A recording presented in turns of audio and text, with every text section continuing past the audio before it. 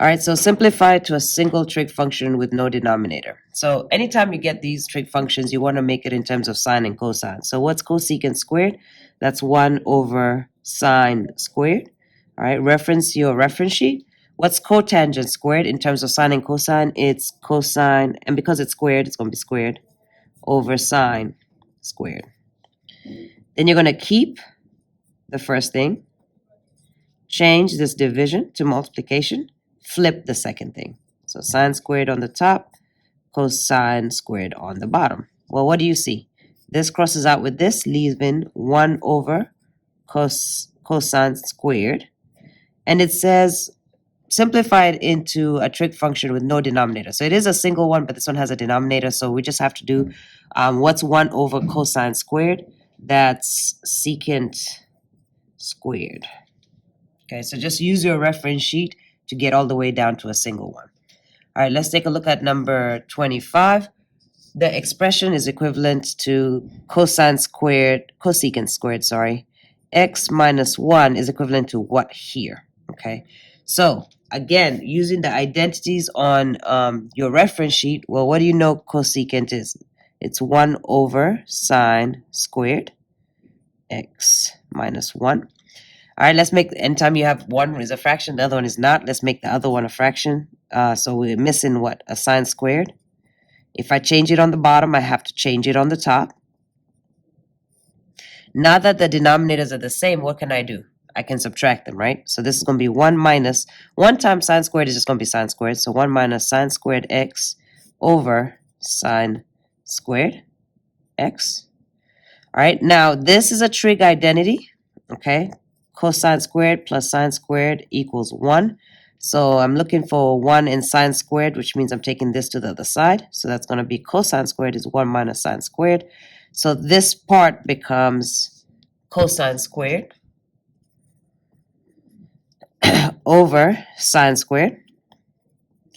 Now, we know that cosine over sine is cotangent, and now you have a squared, so that's going to be cotangent squared x. So again, this is about knowing your identities. You have to get to your reference sheet, and this is the answer then. You have to get to your reference sheet and make sure that you know those identities back and forth. All right, number 26, simplify into a single trig function with no denominator. I feel like we just did that. Oh, it's different. It's Pythagorean theorem. All right, so we have cosecant squared minus cotangent squared. So again, we have squared functions. Anytime we have squared functions, you're looking in your reference sheet where it says Pythagorean identities. That's what you're using, okay?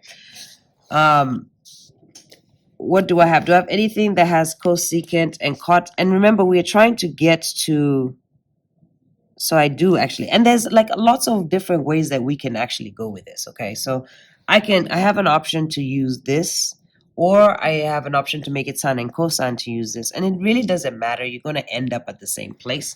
Let me, I can't choose. Let me use this one, all right? So 1 plus cotangent squared equals cosecant squared. So the identity is 1 plus cot squared equals cosecant squared, okay? So I'm going to transform one of these. Doesn't matter which one. I guess since cosecant is first, I'll do that one first. So I'll take, wherever I see cosecant squared, I'm going to put 1 plus cotangent squared, right? So right here, I'm going to put 1 plus cotangent squared minus cotangent squared. All right, and immediately, what do you see? Cotangent squared minus cotangent is 0. So that goes away, and you have 1. Okay, that was really fast. So let me do it a different way since we did that really fast. Let me pick a different one, show you that we're going to end up at the same one. All right, so remember I told you I could use this one because it has cotangent and cosecant, or I can make everything into sine and cosine. So I'm going to pick sine and cosine this time. All right, so change this to sine and cosine. That's going to be 1 over sine squared minus cotangent is cosine squared over sine squared, again, straight from the reference sheet. The denominators are the same, so what can I do? I can actually subtract them. So it's going to be 1 minus cosine squared x over sine squared x. Now we have our Pythagorean theorem identity. sine squared plus cosine squared is equal to 1. I'll do that here. Sine squared plus cosine squared is equal to 1. And I want 1 minus cosine, so I'm going to take that to the side. So this whole thing is going to become sine squared x over sine squared x. And what is sine squared x divided by sine squared x? 1. So you see what I mean? There's like so many different ways of getting to the exact same answer. We could have replaced cotangent squared x instead. And it will take us a different path, but we'll get to the right answer. So it doesn't really matter as long as you're using your reference angles. All right, number 27. Angle sum and difference. For positive angles A and B, it is known that cosine of A is 513. Cosine of B is 60 over 61. Find the value of sine A minus B in simplest form. All right, so what is sine A minus B? So sine A minus B, and again, straight from your reference sheet, sine A minus B is sine A cos B minus sine A sine B. So you write that out. Sine A times cosine B minus cosine A times sine B. Okay, this lets you know what you're looking for, right? So I need to know what sine A is, cosine B, cosine A, sine B. What do they give me? They give me cosine A. So cosine A, I can go ahead and substitute that right here. So that number is right here, 5 over 13. I do not know I do know what sine B is. Sine B is 60 over 61. But I have to find these other two, right? Now to find that, I need to find sine of triangle A, angle A, and cosine of angle B. So we're going to start off with our triangle, and they tell you that positive acute angle, so that means they're in quadrant 1. So I'm going to draw, this one is going to be A, so let's say this is A. All right, across from A is O, across from the box or the 90-degree angle is H, the leftover is A. Then you're going to do so, ka, to, wa. All right, cosine of A, that means A over H. So A is 5, 13 is H. So A is 5, 13 is H, which means I need to find this one. If I'm given the longest side, I just do 13 squared minus one of the shorter sides, which is 5 squared, equals, and that's going to be 169 minus 25. It's going to be 144. So square root that is going to be 12. So this is 12.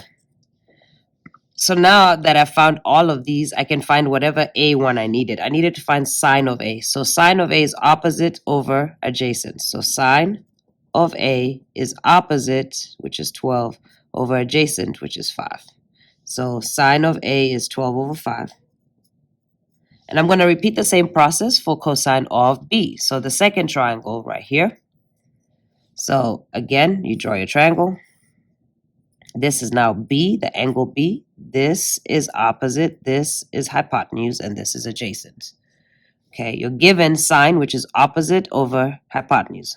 So 60 over 61 is O over H. So O is 60, H is 61. Again, you're given the longest side, so using Pythagorean theorem, it'll be 61 squared minus 60 squared, which is going to give me 11 after 121, and then take the square root, which is 11. So this other side is 11. All right, once you're given that side, I want to find cosine of B, according to what I was missing, cosine of B. So I need to find what is cosine of B. So cosine is A over H. A, which is 11, over H, which is 61. So 11 over 61 is what goes on cosine B.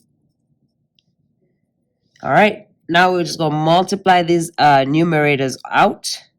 All right, so multiply the numerators out. You're going to get 132 over 793 minus 5 times 60, which is going to be 300 over 13 times 61, 793.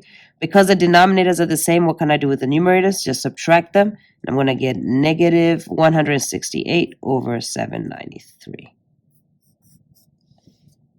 Okay. All right, double angle works the same way as sum and difference, only it's just a different formula. So again, given this, find sine of 2. So again, you go to, well, what is sine of 2 that? So what is that one? Okay, and keep in mind, we did find some other ones for cosine too, if you wanted to use those, but we'll just use these ones. All right, so sine of 2a is 2 sine a cos a. So I'm just going to write that down. Sine of 2 theta is 2 sine theta times cosine theta.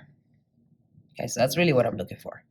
All right, so sine. Am I given sine? I am given sine. So this is going to be 2 times sine, which is 12 over 37, times cosine. Okay, so I don't know what cosine is, so I have to find it.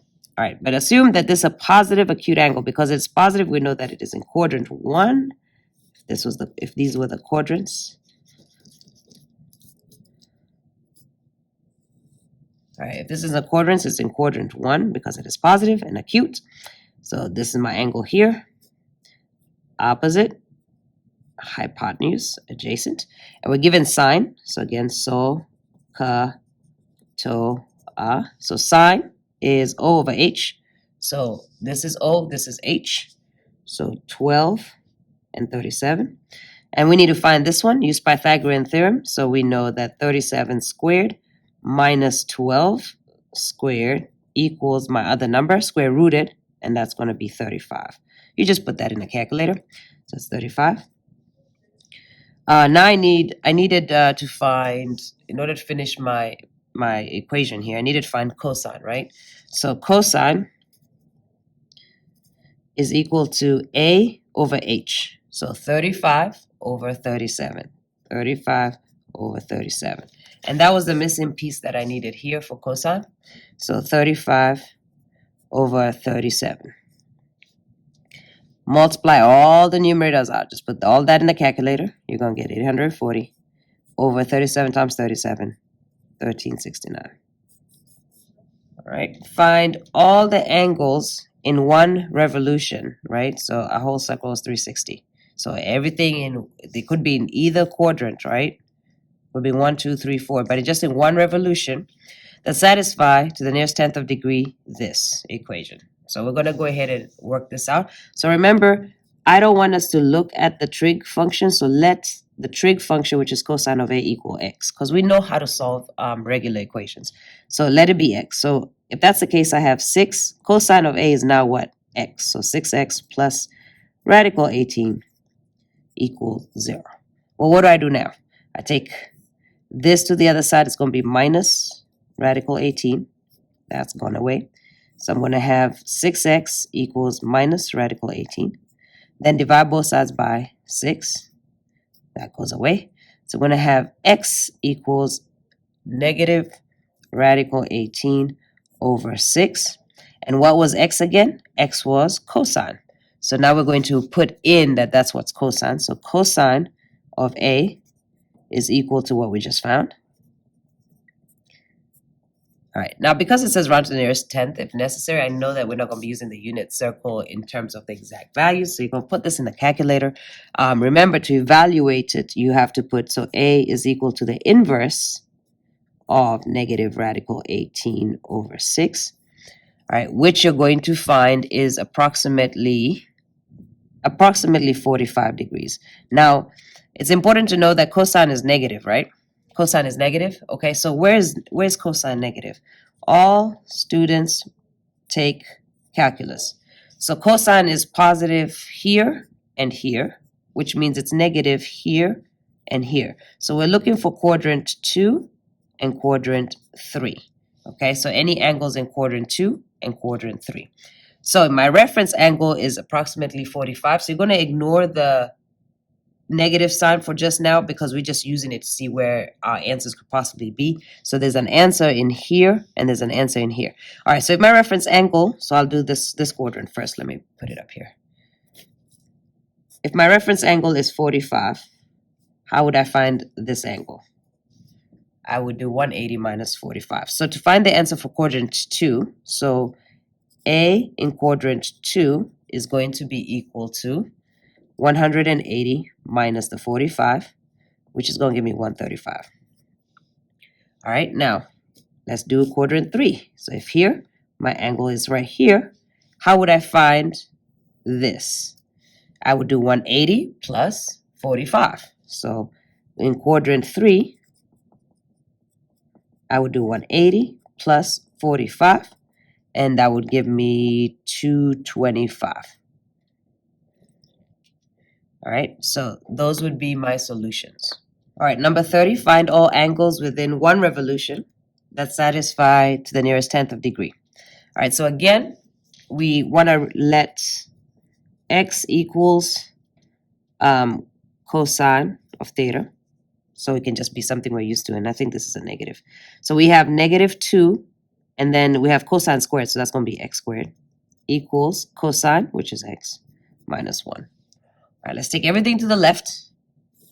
So this goes to the left, is going to be -x. This goes to the left, it's going to be +1. So on this side, we have -2x squared minus x plus 1 equals, there's nothing left here, 0. All right, so now we have to factor this. Now, there's so many different ways that you can factor this. You can use the quadratic equation. You can use the X game, whatever is most comfortable for you. I am going to use the X game. So if I'm using the X game, remember it's this times this, which is -2 times 1, which is -2. That's multiplies to -2, and then adds to the middle, which is -1. So what two numbers multiply to -2 and add to -1? So if we do 2 times 1, what would we have? This would add to 3. If I make this negative, -2 times 1 is -2. -2 plus 1 is, that's what works. All right, then just always double check. Once you're in here, check. So -2 times 1, -2. -2 plus 1, -1. So these are my two numbers. All right, then you divide in by your factors by a. And what's a? My first number is -2. So -2 divided by -2, that's +1. And this is going to be -1/2. So I have, when you're having a whole number, it's just the whole number. When you have a fraction, you take the denominator, you put it at the front, and you put the numerator at the end. Then you set each of those equal to 0. So x plus 1 is equal to 0. And then you have 2x minus 1 is equal to 0. Take this to the other side, -1. Take this to the other side, +1. So you have x is equal to -1. And on this side, you have 2x equals 1 divided by 2. You have x equals +1/2. All right. Now, remember, that's x, right? But what does x stand for? Cosine. So since x is cosine, that's what cosine is. So we have cosine of theta is equal to -1, or cosine of theta is equal to 1/2. And now we just have to find those solutions. So cosine, when is cosine equal to -1? We can just use the unit circle for that. So looking at it, cosine, remember, is your x value. So that's 1. I'm just looking at my x values. Here's -1. What is that? Pi. Okay, so cosine, this is pi is equal to pi. Or does this one in degrees? Oh, because it says it's in degrees, I'm sorry, I'm going to change it from pi to 180. Or, let's see, is there anywhere else where it's equal to -1? -1, -1, -1. Nope. All right, so that's that. Or cosine is equal to 1/2. So when is it 1/2? So going this way, when is the first one 1/2? Here we go, pi over 3. Oh, sorry, it's in degrees, 60. So, or it's equal to 60. I keep going around the circle. The first one is, it has to be +1/2. +1/2, +1/2. Right here, which is equal to 300. So 60 or 300. And there's no more halves anywhere. All right, so your solutions, you actually have 3 answers for this one. All right, so you have a total of 3 solutions. 180, so you have 60, 180, or 300 degrees.